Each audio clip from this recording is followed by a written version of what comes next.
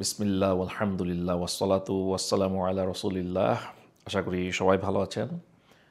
আজকের ভিডিওতে আমরা যেটা করব, আমরা সূরা বাকারার 185 নম্বর আয়াত পর্যন্ত আমরা লিখে লিখে প্র্যাকটিস করে আসছি। আজকের ভিডিওতে আমরা 186 নম্বর আয়াতে যাব। তারপরে আমরা এই আয়াতটা কিভাবে লিখতে হয় সেটা লিখে লিখে চর্চা করব। শুরু করছি প্রথমে একবার এই আয়াতটা পড়ে, তো সেটা হচ্ছে আমাদের জাস্ট বোঝার জন্য, তারপরে আমরা লেখাতে চলে যাব। তো প্রথমে আমরা আয়াতটা যদি দেখি, 186 নম্বর আয়াতে আল্লাহ রব্বুল আলামিন কি বলছেন। আল্লাহ রব্বুল আলামিন বলছেন, বিসমিল্লাহির রহমানির রহিম, ওয়া ইযা সাআলাকা ইবাদি আন্নি ফাইন্নী করিব উজিবু উজিবু দাওয়াতাদ দাঈ ইযা দাআনি ফালইস্তাজিবুলি ওয়াল ইউমিনু বি লাআল্লাহুম ইয়ারশুদুন। তো এখানে আল্লাহ রাব্বুল আলামিন কি বলছেন? তিনি বলছেন যে আমার বান্দারা যখন তোমাকে প্রশ্ন করে, অর্থাৎ রাসূল সাল্লাল্লাহু আলাইহি ওয়াসাল্লামকে যখন প্রশ্ন করে, আন্নি আমার সম্পর্কে, অর্থাৎ আল্লাহ সম্পর্কে, মানে আল্লাহ সম্পর্কে যদি আমরা জিজ্ঞেস করি রাসূল সাল্লাল্লাহু আলাইহি ওয়াসাল্লামকে, তাহলে কি বলতে হবে? যে বলতে হবে ফা ইন্নী করিব, আল্লাহ নিশ্চয়ই আমাদের খুব কাছে আছেন। উজিবু দাওয়াতাদ দাঈ, আমরা যদি আল্লাহকে ডাকি তিনি ডাকে সাড়া দিবেন। ইযা দাআনি, যখন আমরা ডাকবো। ফালইস্তাজিবুলি ওয়ালিউমিনু বি লাআল্লাহুম ইয়ারশুদুন, তো তারাও যেন সাড়া দেয় আল্লাহর ডাকে এবং তারা যেন ঈমান আনে। তাহলে তারা কি হবে? তারা আল্লাহর উপরে ঈমান আনতে পারবে এবং সত্যের সন্ধান তারা খুঁজে পাবে। এই হলো আয়াতটা। এবার আমরা চলে যাব সরাসরি এই আয়াতের লিখার প্র্যাকটিসে। এখন আমরা প্রথম থেকে শব্দগুলো লেখা শুরু করছি। তো প্রথম শব্দটা কি? ওয়া ইজা।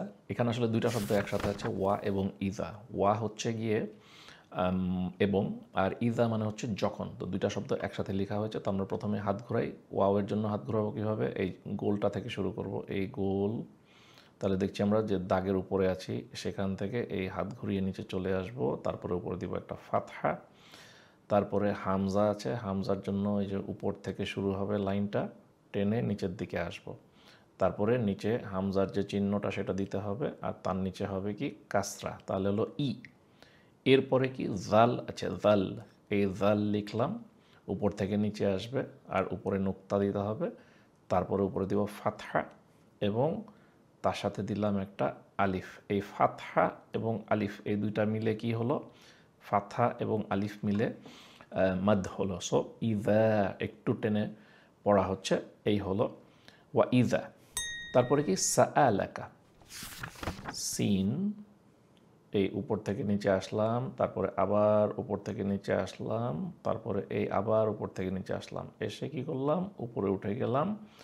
দেখেন এই পর্যন্ত দিলাম। তারপরে কি? এখানে দিলাম একটা ফাতহা। এখন যদি ফাতহা আর আলিফ থাকতো তাহলে হতো মাদ, তাহলে সা টেনে পড়তাম। কিন্তু যেহেতু এখানে আলিফের উপর একটা হামজা চিহ্ন দেওয়া হয়েছে, তার মানে এখানে আসলে আলিফ নাই, এখানে হামজা আছে। আর তার উপরে দেওয়া হয়েছে কি? একটা ফাতহা। তাহলে এখানে সা টেনে মাদ করে পড়লে কিন্তু হবে না, এটা হচ্ছে সা আ, সা আ, এটা মাথায় রাখতে হবে। তারপর হচ্ছে লাম, এই লাম লিখলাম উপর থেকে নিচে এসে, তারপরে লাম থেকে বের হয়ে কাফের জন্য উপরে উঠে গেলাম। উঠে ওই দাগ থেকে আবার নিচে নেমে আসলাম, এসে এই দাগের উপর দিয়ে এই লিখে ফেললাম কাফ। তার উপরে একটা এসের মতো চিহ্ন দিলাম। তারপরে এই লামের জন্য হলো ফাতহা, আর তারপরে কাফের উপরে হলো আবার ফাতহা। তাহলে ওয়া ইজা সা আ লাকা, শেষ। সা আ লাকা একটা শব্দ হয়ে গেল। এরপরে শব্দ কি? ইবাদি। ইবাদি আমার বান্দারা। হ্যাঁ, তা ইবাদি আইন দিয়ে শুরু হয়েছে। আইন, এই যে আমরা কি করব, ওই আপনি যদি এই দাগ আর এই দাগ খেয়াল করেন তাহলে এর মাঝখান থেকে আমরা আইন লিখি। তো এই যে আইন লিখছি, এই আইন আসলাম, তারপরে এই যে উপরে উঠলাম, তারপরে নেমে গেলাম। নেমে এই নীল দাগ টাচ করে এসে তারপরে একটু উপরে উঠে একটু আবার নিচে নামবো, তাহলে বায়ের জন্য জায়গাটা সৃষ্টি করলাম, করে তারপরে আবার উপরে উঠে গেলাম। তাহলে হয়ে গেল। বায়ের পরে কি দিলাম আমরা? আলিফ দিলাম, অর্থাৎ মাদ হবে।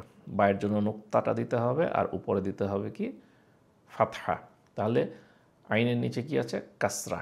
তাহলে আইনের নিচে কাসরা দিয়ে ই, বায়ের সাথে ফাতহা এবং আলিফ দিয়ে বা, অর্থাৎ মাদ করছি। তারপরে কি? দাল, ইবাদির জন্য দাল, এবং দালের নিচে দিলাম কি আমরা একটা, এখানে আমরা দিলাম একটা কাসরা, আর তারপরে এখানে একটা ইয়া, এই হলো ইয়া। একটা জিনিস আমি আপনাদেরকে দেখাই যে এই কোরআনে কিন্তু কোনো ইয়ার মধ্যে কোনো এরকম নুক্তা দেয়া হয় না। এই জিনিসটা আমি নিজেও আসলে আগে খেয়াল করিনি। আমি 2-3 সপ্তাহ আগে একটা ভিডিও দেখতে গিয়ে আমি জিনিসটা খেয়াল করলাম। তারপরে কিন্তু আমি একটু কোরআন আবার ঘাটালাম, দেখলাম যে আসলেই কিন্তু ইয়ার কোনো জায়গার উপরে নুক্তা দেওয়া হয়নি। এভাবে যখন ইয়া আলাদা আসে, যদি ভিতরে ভিতরে আসে, যেমন এই যে এখানে আমরা দেখতে পাচ্ছি একটা ইয়া আছে, তখন কিন্তু নুক্তা আসে। কিন্তু ইয়া যদি সেপারেটলি লেখা হয় তাহলে সেটার সাথে কখনো এই নুক্তাগুলা আসে না। এটা আসলে আমি নিজেও কিন্তু আগে জানতাম না। তো একটা বিষয় হচ্ছে যে আমরা কিন্তু সবসময় শিখছি, এটা মাথায় রাখবেন। এরপরের শব্দে আমরা চলে আসি, আন্নি, আমার সম্পর্কে আন্নি। তাহলে আবার ওই যে আইন লিখব, আইন আগে কিভাবে লিখতে হয় বলে আসছি, তাই আইন লিখে ফেললাম, আইন থেকে উপরে উঠলাম, নেমে এসে উপরে উঠলাম, এই নেমে এসে এই যে উপরে উঠলাম। তাহলে নুন, এখন নুনের জন্য জায়গা বের করছি, এই যে দেখেন, হ্যাঁ, ওরা একটু ওভাবে আসছে, আমি উল্টাভাবে আসছি, কিন্তু কিছু আসে যায় না, কথা একই। তারপরে আবার এই যে ইয়া, তারপরে এই যে নুনের উপরে দিলাম নুক্তা, আর এখন কি করছি, আইনের উপরে দিলাম ফাতহা, তারপরে নুনের উপরে দিলাম এই শাদ্দা, আর নিচে দিলাম কি কাসরা। তাহলে আইন সাথে ফাতহা হয়ে শাদ্দার কারণে নুনের একটা নুন হচ্ছে সুকুন, আরেকটা নুন হচ্ছে কাসরা সহজ, আন্নি, আর তারপরে হচ্ছে ইয়া আছে, আন্নি, আমার সম্পর্কে, আন্নি। পরের শব্দ ফা ইন্নি, অতএব আমি, ফা ইন্নি, হ্যাঁ, তো ফা, এই হলো ফা। প্রথমে এই গোলটা দিব, গোলটা দিয়ে তারপর সেখান থেকে নেমে আসব, নেমে এসে লাইন টাচ করে তারপরে উপরে উঠে যাব, তারপরে ফায়ের উপরে হবে কি নুক্তা, আর তার উপরে আসবে কি ফাতহা। তারপরে এখানে খেয়াল করেন, এতটুকু দিলে কিন্তু ফা অর্থাৎ মাদ হবে, সেটা ঠিক না, কারণ এখানে আছে কি হামজার চিহ্ন আছে, তো হামজার চিহ্ন দিব এবং তার নিচে কি কাসরা চিহ্ন দিব। তাহলে এটা হলো ফা ই, এটুকু না থাকলে হতো ফা, আর এটা দেওয়ার কারণ হলো ফা ই, এই।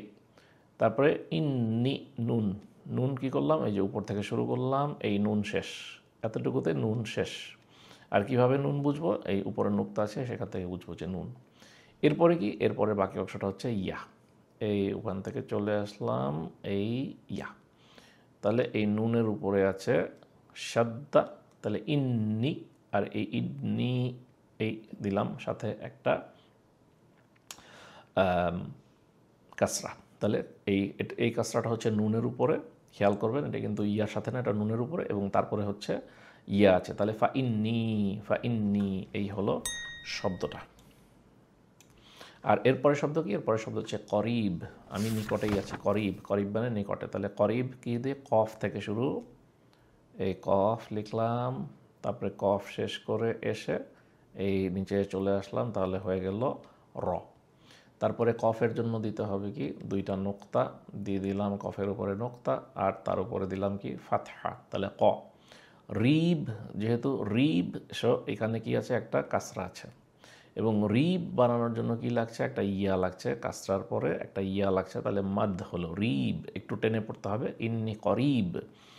এরপরে কি, এই ইয়ার পরে আছে বা, তারপরে বায়ের জন্য দিয়ে দিলাম নুক্তা, এখানে দুইটা দম্মা আছে, দম্মাতান, ডাবল দম্মা, হ্যাঁ, এই হয়ে গেল। তাহলে ইন্নি করিবুন, ইন্নি করিবুন, এখানে যে একটা ছোট্ট চিহ্ন দেওয়া আছে, তার মানে কি এই জায়গাতে আমি কিছুক্ষণ বিরতি নিতে পারবো, ছোট্ট একটা বিরতি নিতে পারবো। সুতরাং আমি চাইলে এখানে থেমে বলতে পারবো বা ইন্নি করিব, এটা হলো বিষয়টা। এরপরে আয়াতের পরের শব্দটা কি, পরের শব্দটা হচ্ছে উজিবু, উজিবু, আমি জবাব দিই, উজিবু। তাহলে এই প্রথমে আলিফ লিখলাম, তারপরে আলিফের উপরে দিলাম কি হামজা চিহ্নটা, এবং হামজার উপরে দিলাম কি দম্মা, তারপরে কি জিম লিখলাম, জিম, এই জিম থেকে উঠে গেলাম বের হয়ে, তারপরে ইয়ার জন্য জায়গা সৃষ্টি করলাম, করে আবার উঠলাম, আবার নামলাম, এই বায়ের জন্য জায়গা সৃষ্টি করলাম, এরপরে আবার উঠে গেলাম। তাহলে এই স্ট্রাকচারটা দাঁড়ায় গেল। এরপরে আমি এখন নোক্তাগুলা বসাই, এই জিমের নিচে দিলাম একটা নোক্তা, তারপরে ইয়ার জন্য লাগবে কি দুইটা নোক্তা, দিয়ে দিলাম, তারপরে বায়ের জন্য লাগবে একটা নোক্তা, এরপরে জিমের জন্য লাগবে একটা কাসরা, আর বায়ের জন্য লাগছে কি একটা দম্মা। তাহলে এই হয়ে গেল উজিবু। আবারও এখানে মাদ হচ্ছে, কাসরা এবং ইয়া মিলায় মাদ হচ্ছে উজিবু, আমি সাড়া দিই। দাওয়াতা, ডাক দেওয়া, দাওয়াহ, দাওয়াহ আমরা বলি না দাওয়াতের কাজ করছে, এরকম আর কি, দাওয়াহ। তাহলে ডাক দেওয়া, এই যে দাল, লাইনের উপর থেকে শুরু হলো দাল, তারপরে দালের উপরে কি হলো ফাতহা, তারপরে আসলো আইন, আইনের উপরে একটা সুকুন আছে, এই আইন, তারপরে লিখে আইন শেষ করে আইন থেকে বের হয়ে গেলাম কি ওয়াওতে। তাহলে দাল এবং ফাতহা দা, তারপরে আইন এবং সুকুন দা, দা, এরকম একটা হবে। তারপরে হলো ওয়া, তাহলে দা ওয়া। আর তারপর হলো তা মারবুতা আছে, আর এইখানে তা মারবুতার উপরে দুইটা নুক্তা, আর তার উপরে হলো একটা ফাতহা। তাহলে দা ওয়া তা, দা ওয়া তা, দা ওয়া তা হয়ে গেল একটা শব্দ। পরের শব্দ কি আদ্দাই, আদ্দাই। তাহলে হামজাতুল ওয়াসাল আছে এখানে, এই হামজার জন্য প্রথমে উপর থেকে নিচে আসবো আলিফ, তারপরে এই যে সদের মতো যে একটা ছোট্ট চিহ্ন দেই সেটা দিলাম, তাহলে বোঝা যাবে যে এটা হামজাতুল ওয়াসাল। তারপরে কি হচ্ছে, তারপরে এখানে লাম, লামের পরে লাম থেকে উঠে এসে কী করলাম দাল বের করলাম, এরপরে কি দালের উপরে সাদ্দা, আর তার উপরে হচ্ছে ফাতহা, আর এটার সাথে আসছে কি একটা আলিফ। তার মানে কি এখানে লাম আছে, হামজা আছে, তারপরে কি আইন, আইন লিখলাম, আইন লিখে এইখানে দেখেন মাঝখানে কাসরা দিয়েছে, আপনি চাইলে নিচেও দিতে পারেন, বিষয়টা একই হবে, কোনো সমস্যা নাই। তাহলে দাওয়াতা দাই, তাহলে আমরা জানি যে হামজাতুল ওয়াসলের যে নিয়মকানুন সেটা মানতে হবে। তাহলে এই তা থেকে সরাসরি এই দালে চলে আসবো আমরা, এটা হলো হামজাতুল ওয়াসলের কারণে হচ্ছে। তাহলে উজিবু দাওয়াতা দাই, তাহলে শব্দটা হলো আদ দাই, কিন্তু দাওয়াতা দাই বলছি কারণ এই হামজাতুল ওয়াসলটার কারণে আসলে সরাসরি তা থেকে এখানে টেনে চলে আসছি। এই হলো একটা শব্দ। পরের শব্দ কি ইদা, আমরা আগেই লিখে আসছি, সো এটা আমরা আর রিপিট করলাম না। পরের শব্দ হচ্ছে দাআনি, দাআনি। তাহলে দাল, দালের উপরে ফাতহা, তারপরে কি আছে আইন, আইনের উপরে ফাতহা এবং আইনের পরে একটা আলিফ আছে, তাহলে ফাতহা আর আলিফ মিলে কি মাদ হচ্ছে। তারপরে কি নুন, দাআনি নুন, এরপরে নুনের নিচে দিলাম একটা সুকুন, তাহলে দাআনি। আবারও এখানে থামার জন্য আমাদেরকে একটা জায়গা দেওয়া হয়েছে, তাহলে আমরা থামতে পারি এখানে চাইলে। এরপরের শব্দ কি, এরপরের শব্দ হচ্ছে ফালিয়াস্তাজিবু, একসাথে আছে ফালিয়াস্তাজিবু। হ্যাঁ, তাহলে ফা আমরা চেষ্টা করব একটানে লিখতে। ফায়ের পরে কি আছে লাম, এই উঠে গেলাম লাম, তারপরে সেখান থেকে নেমে আসলাম, এই লাম শেষ হয়ে গেল, লামের পরে ইয়া, এই ইয়া লিখে ফেললাম, শেষ হয়ে গেল। তারপরে ইয়ার পর থেকে আমরা কি করছি সিন বের করছি, এই উঠলাম নামলাম, এই আবার উঠলাম নামলাম, এই আবার উঠলাম, সিন বের হয়ে গেল ফাল ইয়াস। এরপরে কি তা বের করছি, এই যে হয়ে গেল তা। তারপরে কি এই পর্যন্ত উঠে এখান থেকে এখন জিম বের করব, এই জিম হয়ে গেল। তারপরে জিমের পরে আছে ইয়া, হয়ে গেল। তারপরে আবার বের হয়ে এসে উঠে নেমে কি করলাম বায়ের জন্য জায়গা সৃষ্টি করলাম, আর তারপরে শেষ হলো কি ওয়াও দিয়ে। আর এই শব্দটা শেষের সব যে হরফ সেটা হচ্ছে গিয়ে আলিফ, তো সেটাও আমার লাগবে। তো আমি সবগুলো হরফ লিখে ফেললাম, মানে আমার স্ট্রাকচারটা দাঁড়িয়ে গেল। এরপরে এখন আমি সব নুক্তা সুকুন ফাথা কাসরা দম্মা এগুলো দিচ্ছি। দেখেন এই ফায়ের উপরে দিলাম নুক্তা, তারপরে দিলাম কি ফাতহা, তারপর লামের উপরে দিলাম সুকুন, তারপরে ইয়ার উপরে দিলাম ফাতহা, সিনের উপরে দিলাম সুকুন, তারপরে ইয়ার জন্য নুক্তা লাগবে সেটা দিলাম, তারপরে তায়ের উপরে দুইটা নুক্তা লাগবে সেটা দিলাম, এবং উপরে লাগবে কি একটা ফাতহা দিলাম। তারপরে জিমের জন্য কি লাগছে একটা নুক্তা লাগছে, আর একটা নিচে লাগছে কি কাসরা। তারপরে কি হচ্ছে, এখানে আমার ইয়া আছে, সো দুইটা নুক্তা দিয়ে দিলাম। এরপরে হলো বা, বায়ের জন্য দিলাম একটা নুক্তা, আর বায়ের উপরে দিলাম দম্মা। তারপরে এখানে যে আলিফ, এই আলিফ এবং আলিফের উপর আছে একটা সুকুন, তাহলে ফা লাম মিলায় ফাল। তারপরে ইয়া আবার সিন মিলায় ইয়াস, ফাতহা দিয়ে যদি আমি পড়ি, ফা ফাতহা তারপরে লাম সুকুন ফাল, ইয়া ফাতহা সিন সুকুন ইয়াস, তায়ের উপরে ফাতহা, জিমের নিচে কাসরা, ফাল ইয়াস তা জি বু, তারপরে বা, তারপরে ওয়াও আছে, আর ওয়াওয়ের পরে আলিফ আছে, ফাল ইয়াস তা জি বু। এখানে খেয়াল করবেন এই আলিফটার কিন্তু আলাদা করে কোনো উচ্চারণ নাই, ফাল ইয়াস তা জি বু এভাবেই পড়তে হবে। এই হলো ফাল ইয়াস তা জি বু। পরের শব্দ কি লি, আমার বা আমার জন্য। তাহলে এখানে লি কি হচ্ছে, লাম আছে, এই হলো শেষ লাম। এরপরে লাম থেকে এই বের হয়ে এসে কি করলাম, ইয়াটাকে সৃষ্টি করলাম, এই হয়ে গেল ইয়া। তারপরে দিলাম কি লামের জন্য দিলাম কাসরা, তাহলে লাম কাসরা আর সাথে ইয়া, লি ফাল ইয়াস্তাজিবু লি। এই তারপরে শব্দে যদি আমরা আসি, ওয়াল ইউ মিনু, ওয়াল ইউ মিনু, এই হচ্ছে শব্দ ওয়াল ইউ মিনু। তাহলে ওয়াও প্রথমে আছে, আমরা ওয়াও অনেকবারই লিখেছি, এই উপর থেকে নিচে চলে আসলাম, তারপরে দিলাম একটা ফাতহা, হয়ে গেল ওয়াও, আর ফাতহা সহ ওয়া। তারপরে আসছে কি লাম, এই হয়ে গেল লাম, লামের উপরে দিলাম সুকুন, তাহলে ওয়াল। এরপরে কি ইয়া আছে, তাহলে এই যে ইয়া বের করলাম, আর ইয়ার জন্য দুটা নুক্তা লাগবে নিচে, সেটা দিলাম, আর দিলাম উপরে একটা দম্মা, তাহলে ওয়াল ইউ। এরপরে কি আছে, এখানে হামজা আছে, খেয়াল করেন এখানে কিন্তু একটা ওয়াও দিয়েছি, কিন্তু ওয়াওয়ের উপরে হামজা দেওয়ার কারণে আমাকে মনে রাখতে হবে যে এটা কিন্তু ওয়াও না, এটা হামজা।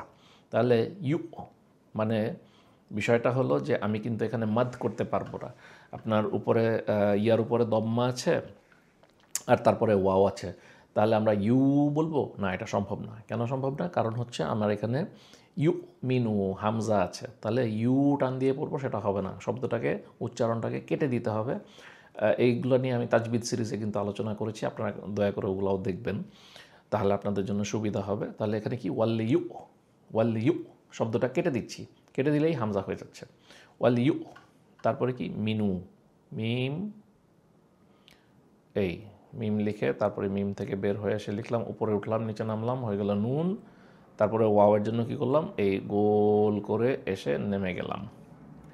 হ্যাঁ, তারপরে মিমের নিচে দিলাম কি কাসরা, নুনের উপরে দিলাম নোক্তা, আর তার উপরে দিলাম দম্মা। এরপরে ওয়াওয়ের শেষে কি আছে, আলিফ আছে, আর এখানে একটা সুকুন আছে। এটা আসলে গ্রামারের জন্য লাগে, এখানে যেহেতু বহু বচন বা প্লুরাল ব্যবহার করা হচ্ছে এই জন্য লাগে। এই ওয়াও আলিফটা আসলে গ্রামারের কম্বিনেশন। তাহলে এই হলো আমাদের শব্দ ওয়াল ইউ মিনু।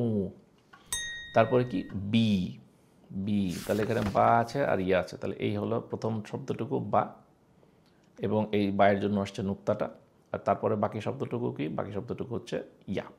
এই হয়ে গেল পরের শব্দ বি।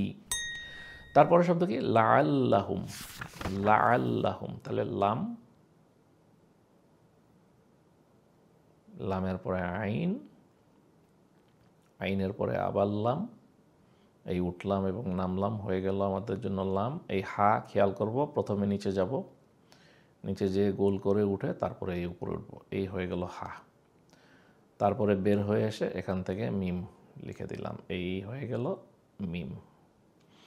হ্যাঁ, তাহলে আমি স্ট্রাকচার দিয়ে দিলাম। এখন আমি কি করছি, ফাতহা কাসরা দম্মা দিচ্ছি, এই ফাতহা ফাতহা, তাহলে লা আ, তারপরে কি আছে সাদ্দা আছে, আর সাদ্দার উপরে আছে ফাতহা, তাহলে লা আল্লাহ।